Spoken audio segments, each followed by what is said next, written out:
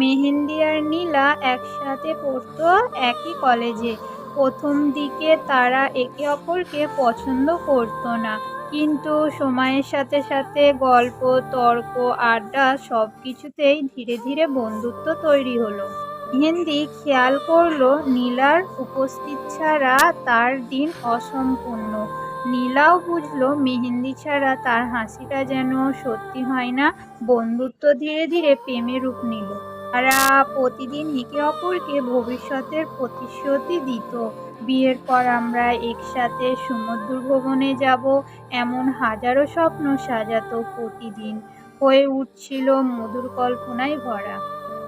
নীলার পরিবার ধীরে ধীরে বুঝে ফেলল তাদের সম্পর্কের কথা। পরিবারের আপত্তি ছিল মেহেন্দির আর্থিক অবস্থার কারণে। নীলাকে বারবার চাপ দেওয়া হচ্ছিল। নীলা আর মেহেন্দি তখন চুপি চুপি দেখা করত, কোনোভাবে তাদের সম্পর্ক ধরে রাখার চেষ্টা করছিল। তাদের প্রতিদিন দেখা হয়ে উঠছিল এক প্রকার বিদায়ের আশঙ্কা নিয়ে। একদিন নীলা ফোনে কেঁদে বলল, আমাকে অন্য ছেলের সাথে বিয়ে দেবে, আমি কিছু করতে পারছি না। মেহেন্দি বোঝানোর চেষ্টা করলো, কিন্তু লাভ হলো না।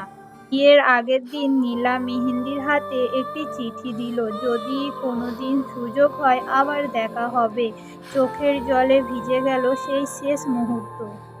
মেহেন্দি দূর থেকে দেখলো নীলাকে অন্যের কোণে সাজানো হয়েছে। তার বুকের ভেতরটা ফাঁকা হয়ে গেল, কিন্তু কিছুই করতে পারল না।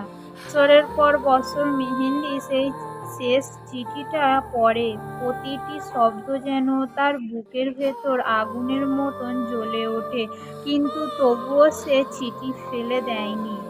আজও মেহেন্দি একা থাকে, চিঠিটার দাগ ধূসর হয়ে গেছে, কিন্তু মনে হয় নীলা যেন এখনো তার সাথেই আছে। কারণ ভালোবাসা শেষ হলেও শেষ চিঠির স্মৃতি কখনো শেষ হয় না।